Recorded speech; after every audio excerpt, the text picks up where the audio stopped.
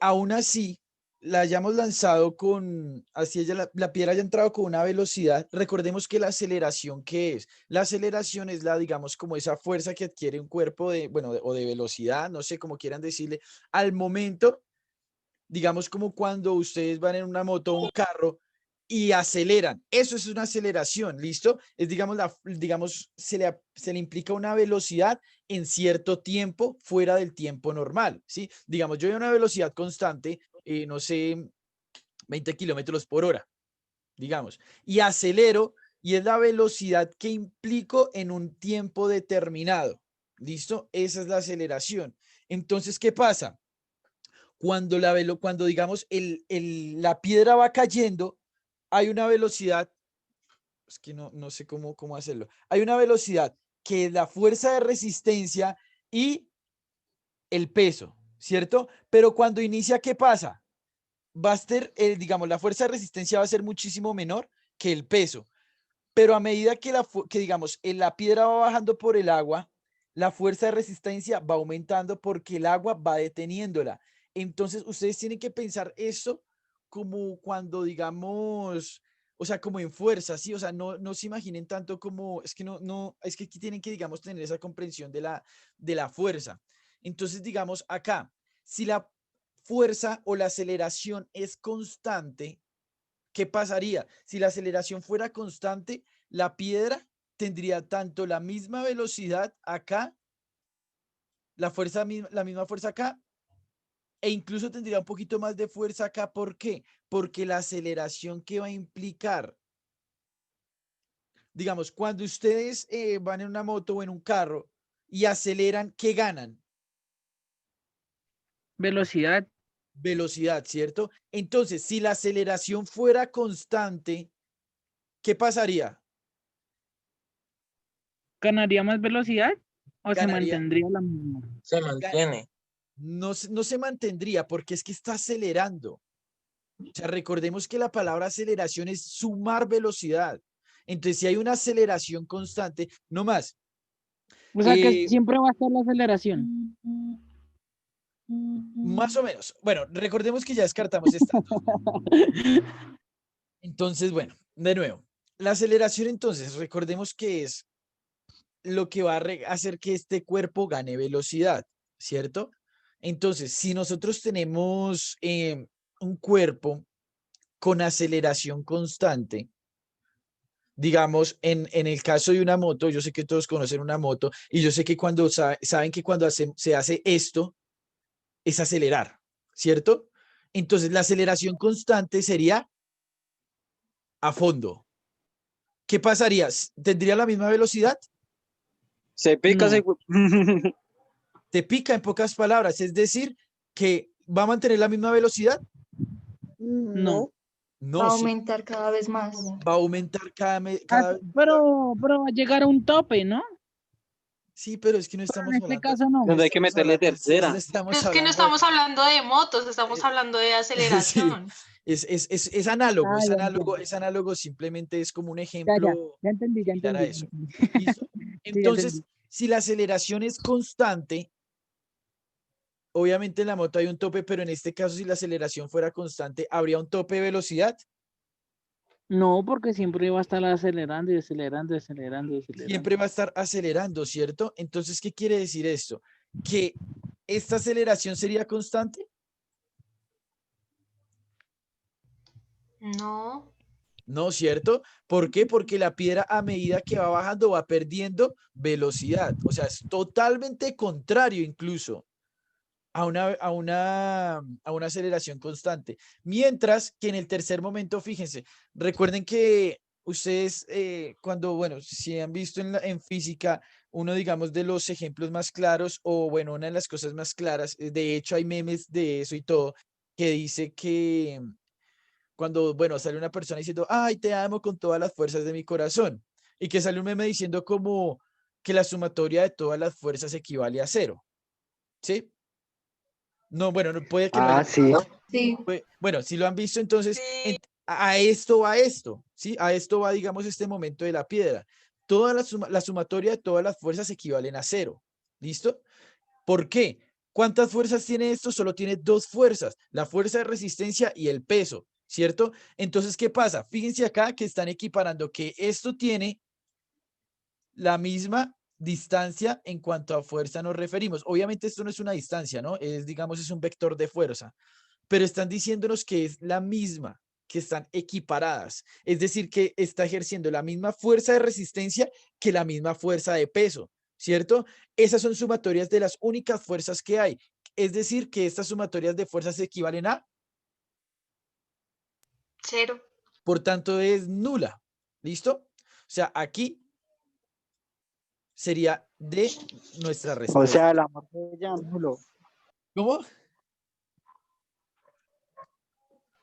El O sea, amor de ella nulo. Sí, exactamente.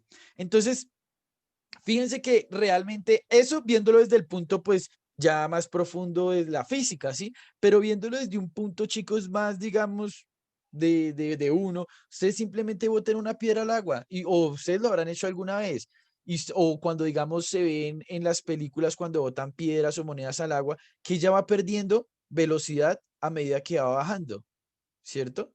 Entonces, obviamente aquí es importante que conozcan el concepto de aceleración, que conozcan el concepto de fuerzas y todo eso, pero también es importante que ustedes también apliquen este tipo de conocimientos a su cotidianidad, y eso es lo que está haciendo este ejercicio, aplicar ese ejercicio a la cotidianidad en el momento en que se lanza una piedra, bueno, X o Y motivo. Pero entonces ya saben, cuando hablamos de aceleración, o sea, creo que ya hemos, digamos, como comprendido algunos conceptos de física como fuerza cinética, energía, bueno, energía cinética, energía gravitacional, energía bla, bla, bla, que son esos conceptos que son claves para que ustedes solucionen este tipo de ejercicios. Ya sabemos qué es la aceleración, entonces listo, ya digamos cuando ustedes tengan el concepto de aceleración o vean alguna pregunta de aceleración, ya saben a qué se va a referir. ¿Cierto? Ya saben que cuando estamos hablando de fuerzas, ya saben a qué nos referimos, ya sabemos que esto no es una distancia, sabemos que estos son vectores, ¿listo? La distancia se va a dar más cuando, digamos, tengamos algo así. Esto va a ser distancia, como un estilo de I. Pero cuando hablemos de flechitas, las flechitas son vectores, ¿listo? Los vectores no representan una distancia, los vectores representan simplemente que hay movimiento y que hay una fuerza que se está ejerciendo, ¿listo? Para que quedemos como con esos conceptos medianamente claros. ¿Queda claro este ejercicio, chicos? Sí. Sí, profe. Listo. Entonces, bueno, vamos con el siguiente. Qué bonito. En las células animales, los lisosomas son los organelos encargados de digerir con enzimas los nutrientes de la célula que los consume. Bueno, que la célula consume. Si todos los lisosomas de una célula se rompieran, ¿qué le sucedería inicialmente a la célula? ¿Se degradarían las moléculas en su interior? ¿Perdería todo el agua del citoplasma? ¿No habría respiración celular? ¿No se formarían proteínas? Un minuto, bueno, 2 minutos para que piensen en esa pregunta. Es así, no sé por qué es que el profesor de biología no nos ha explicado nada. Ah.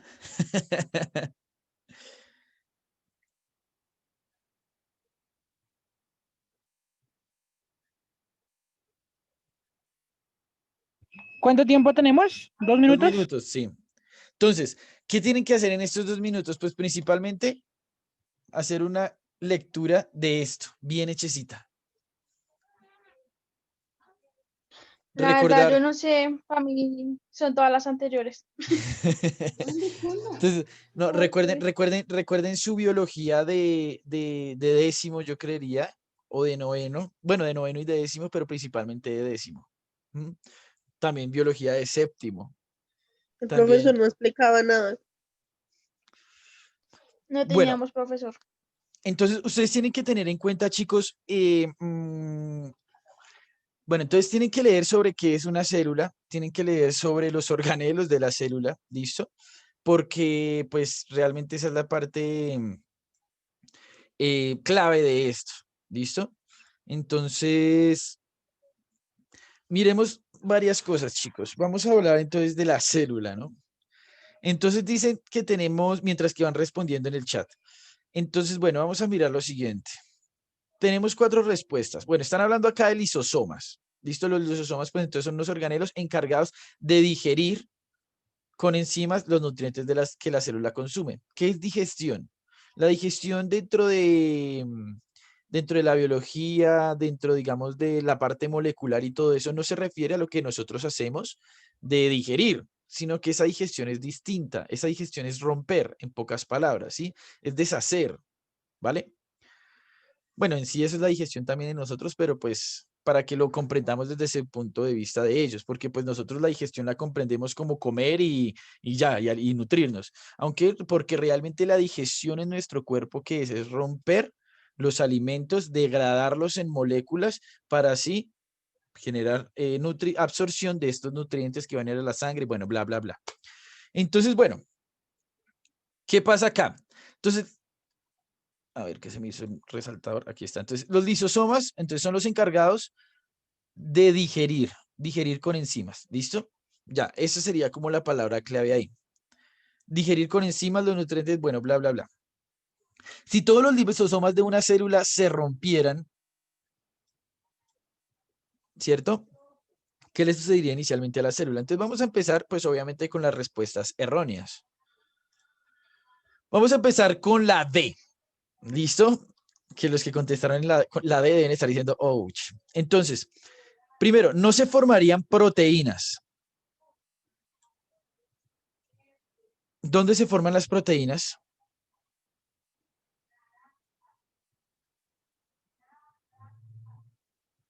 Entonces, bueno, chicos, vamos a tener en cuenta lo siguiente. Tenemos la célula, tenemos un núcleo, tenemos algo que se llama los ribosomas, ¿listo? Y por acá, bueno, tenemos esas vesículas que son los lisosomas, ¿listo? Entonces, aquí se forman ARN mensajeros, bueno, aquí viene el ARN mensajero y el ribosoma se va a encargar de sintetizar proteínas. Eso es un proceso que se llama la traducción de proteínas. Bueno, la traducción realmente. Es un proceso que, bueno, que en su totalidad se llama replicación y traducción. ¿Listo? Ajeno totalmente a los procesos de la digestión enzimática de nutrientes. ¿Listo? O sea, aquí no tiene nada que ver la formación de proteínas porque la proteínas es otro proceso que está haciendo la célula aparte. ¿Listo?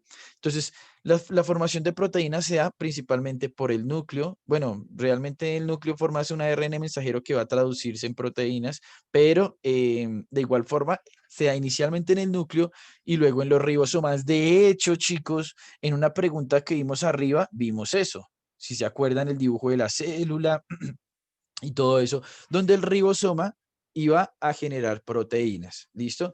Entonces, esta respuesta digamos, podría decirse, entre comillas, por descarte no podría ser, porque pues realmente el proceso de la traducción es un proceso totalmente ajeno a la digestión con enzimas. ¿Listo? Vamos acá. No habría respiración celular. ¿Dónde se produce la respiración celular, chicos? La mitocondria. En la mitocondria, ¿cierto? Entonces es un proceso igualmente ajeno. ¿Listo? Es un proceso ajeno. Entonces, hablemoslo similar a nuestro cuerpo. ¿Listo? Entonces, no sé, si nosotros estamos respirando y bueno, digamos, tenemos problemas con nuestros ácidos estomacales, el ácido clorhídrico, lo que llamamos las úlceras, ¿listo? En pocas palabras, digamos que son esta digestión con enzimas de los nutrientes en la célula, hagámoslo análogo a nuestra digestión de alimentos, ¿listo? Entonces, ¿qué pasaría acá, chicos? Las enzimas entonces se rompen, ¿listo? Es decir, como si nosotros empezáramos a tener huecos en el estómago, algo que se llaman las úlceras, ¿cierto? Las úlceras impiden que nosotros podamos respirar. No, ¿o No, sí? ¿cierto? No, No. no, no, porque acá ustedes le podrán preguntar a sus El estómago, a los pulmones. tíos, a sus, no sé, familiares, algún familiar que tenga úlceras, y ellos no van a tener problemas de respiración porque son dos procesos totalmente ajenos. ¿Listo? Son procesos diferentes. Entonces, y digamos que la producción de proteínas, no sé, es que no sé con qué podríamos nosotros decir que creamos proteínas que no creamos, pero pues, bueno, sí, el ejercicio. Si nosotros tenemos úlcera y nosotros vamos al parque y hacemos ejercicio, ¿Será que no podemos, digamos, sacar músculo, marcar el cuerpo, etcétera? Sí lo podemos hacer igualmente porque la úlcera es simplemente un proceso el cual está afectando la digestión, más no está, bueno, la digestión no, sino la zona de los órganos donde están, pues, el estómago, ¿listo? Que en este caso serían como los lisosomas, ¿listo? Obviamente, pues no vamos a hablar de que se nos rompió el estómago porque pues ahí nos morimos, ¿no? Pero digamos es como un análogo la parte de las úlceras, ¿vale? Perdería todo el agua del citoplasma. ¿Dónde está ubicado el citoplasma en la célula, chicos?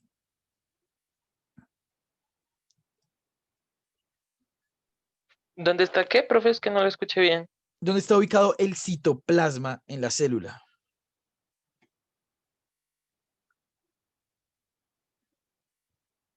Más o menos por ahí. Como alrededor del núcleo, algo así. Entonces, ya sé.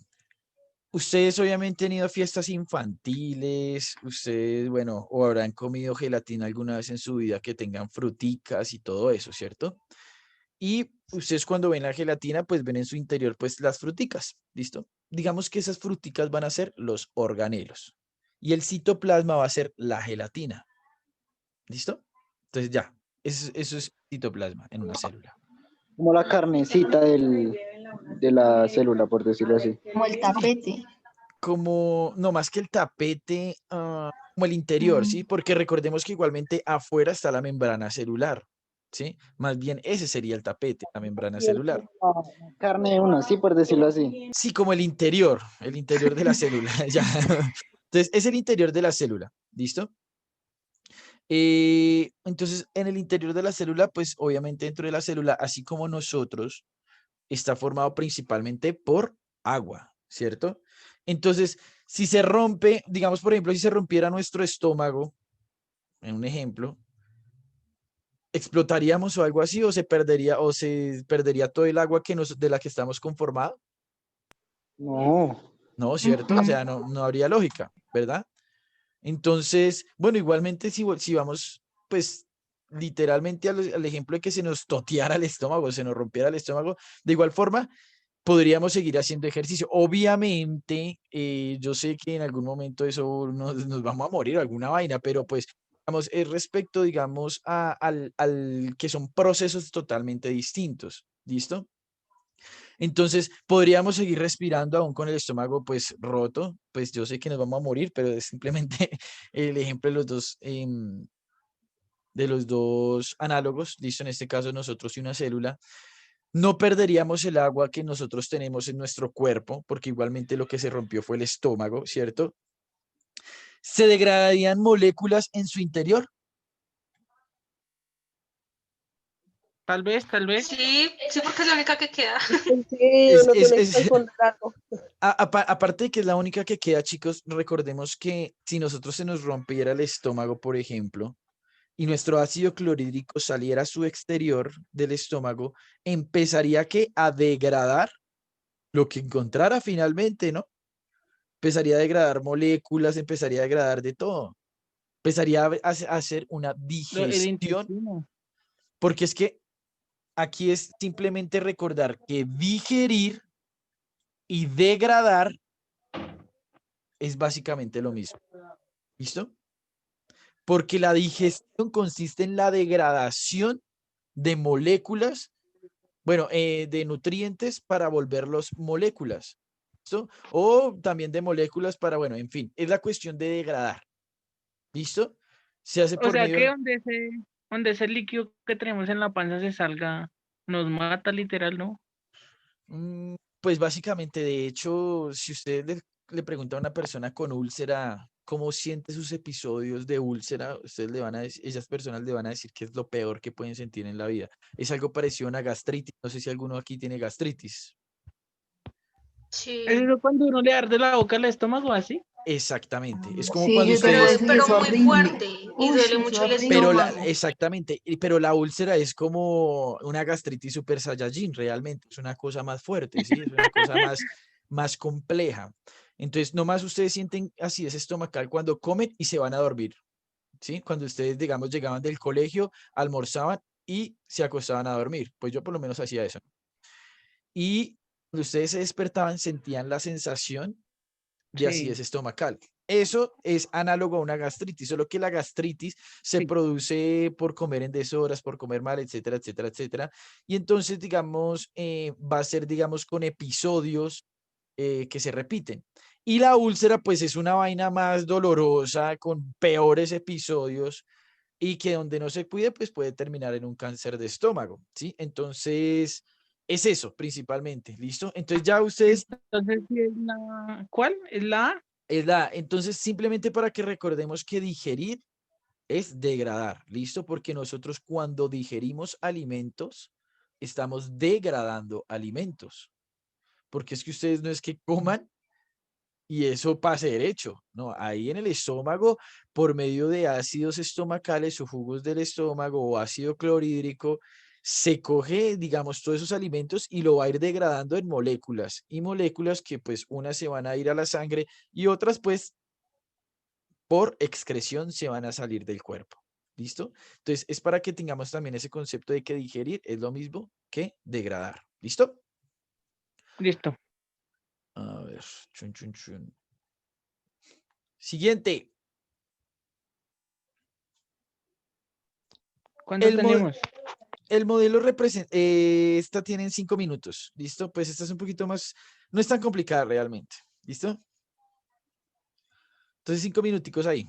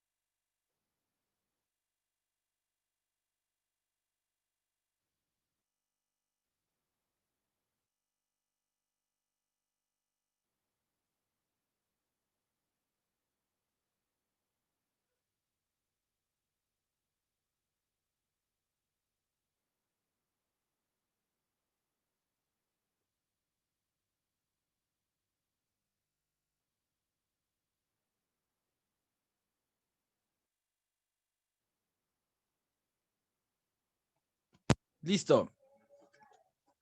Listo, chicos. Bueno, como siempre, chicos, pues vamos a empezar a descartar, ¿no? Pues las que obviamente o no tienen lógica, o obviamente no tienen nada que ver, ¿cierto? Entonces, obviamente las dos primeras que vamos a descartar en este caso serían la D, porque pues igualmente estamos hablando de un punto de ebullición, finalmente el agua va a ingresar a su punto de ebullición, entonces la D se cancela. Eso de que nunca hierve, obviamente también es algo tonto. Entonces, chicos, ahora nos quedan estas dos. Hierve a una temperatura menor que 100 grados centígrados porque la presión es menor en esta altura. Entonces, bueno, recordemos que la presión es algo que va a estar relacionado con la densidad, con la gravedad y con la altura, ¿cierto? Cuando nosotros, chicos, vamos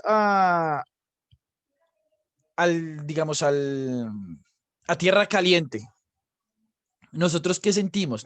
Sentimos como una presión en el cuerpo, ¿cierto? ¿Por qué? Porque a mayor, digamos, a una altura menor, vamos a tener una presión mayor, ¿listo? Y aquí arriba una presión menor, ¿listo? Entonces ahora nos dice, ¿que será que el agua hierve a una temperatura mayor que 100 grados? O sea, ya sabemos que es menor en esa altura y menor en esa altura.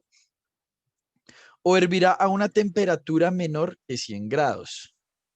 Entonces, Yo aquí digo que mayor. Yo digo Yo que también. mayor porque aumenta, o sea, dice que es 100 grados centígrados cuando la altura es 0. Entonces, ahí dice que ya, es que yo creo que aumenta porque ya dice que 25. Pues si está en 0 y la temperatura es de 100 grados centígrados, pues en 25 obviamente creo que va a aumentar. Ok.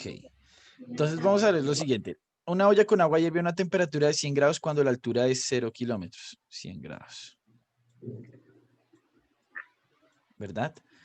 Teniendo en cuenta que el punto de ebullición corresponde a la temperatura a la cual la presión de vapor del gas igual a la presión atmosférica, ¿cierto?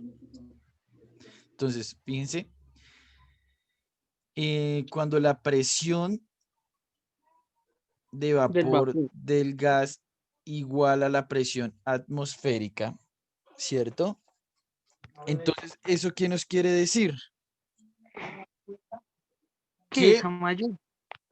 Que la presión del vapor del gas igual a la presión atmosférica. La presión de vapor del gas igual a la presión atmosférica. Eso toca volverlo. O sea, siempre toca como releerlo y releerlo y releerlo.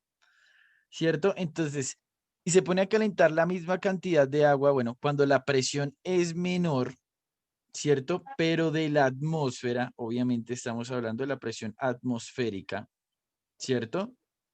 Entonces, ¿qué se necesita? Porque la presión es menor.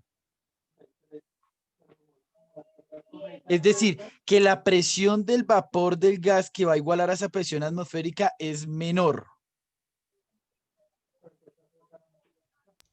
Menor temperatura, porque antes dice que que el punto de ebullición corresponde a la temperatura a la cual el vapor del gas igual a la presión atmosférica. O sea, si la presión es menor, el punto de ebullición también sería menor, ¿no? Exactamente. Porque es que fíjese, ahí es donde ustedes tienen que tomar y comprender texto, leer esa comprensión de lectura tiene que ser muy, muy, muy, muy buena, chicos. Porque es que fíjense, aquí la presión es mayor y aquí la presión es menor. ¿Y qué nos dice acá? Que el punto de ebullición corresponde a la temperatura a la cual la presión de vapor del gas iguala a la presión atmosférica. ¿Sí me estoy haciendo entender, chicos, lo que quiero decir? Yo leí, releí esa parte, no había entendido. Yo Entonces, también. Entonces ya se dieron cuenta que, ¿cuál sería la respuesta?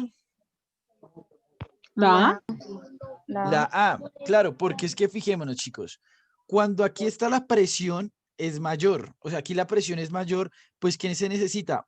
Más temperatura, ¿cierto? ¿Por qué? Para igualar la porque presión del vapor. exactamente necesita que el vapor del agua iguale esta presión atmosférica. Pero ¿qué pasa acá? Acá la presión es menor. Es decir, que se requiere menos temperatura para que ese vapor iguale esta presión. O sea que acá en Bogotá hierve el agua más rápido, ¿sí? Exactamente. Ah, Igualmente, ok. es que este concepto sí es un poquito de pronto más abstracto, pero pues sería de pronto que le echaran una revisadita a todo esto de presión, y digamos cómo trabajan las temperaturas a diferente altura y todo eso, ¿listo? De igual forma, creo yo les envié una página con Diana, donde digamos hay como diferentes conceptos que son buenos que estudien, pues para esto del ICFES, ¿listo? Entonces, eso sería. Obviamente, como siempre, descartamos lo que no nos sirve y pues ya aquí analizamos de forma, o sea, de hecho, acá casi no se necesita ni siquiera como digamos conocimientos prácticos de física, sino más digamos como entender lo que nos quiere decir la pregunta. ¿Listo? Sí. Ah, bueno, aquí, aunque igual aquí es importante que nos diga que ya sabemos que, bueno, igualmente acá sabemos que la presión es menor en esta altura. Por el descarte de estas dos, ya sabríamos que la presión es menor en esta altura. Entonces, ya saber que la presión es menor más arriba, pues ya hacemos el resto de lo que viene en el texto. ¿Listo? Bueno, vamos con este. Entonces, el profesor de Juan le entrega los objetos de igual volumen y forma, pero de diferente material, y le pide que los deje caer desde la altura de sus hombros y observe el tiempo de caída al suelo, pues de cada uno de ellos. Juan observa que los tres tardan tiempos diferentes para llegar al suelo, a pesar de que los tres están sometidos a la misma aceleración gravitacional. Teniendo en cuenta la información anterior, ¿cuál de las siguientes preguntas se puede contestar a partir de las observaciones que realizó Juan? El tiempo de caída de los objetos depende de la altura del lanzamiento.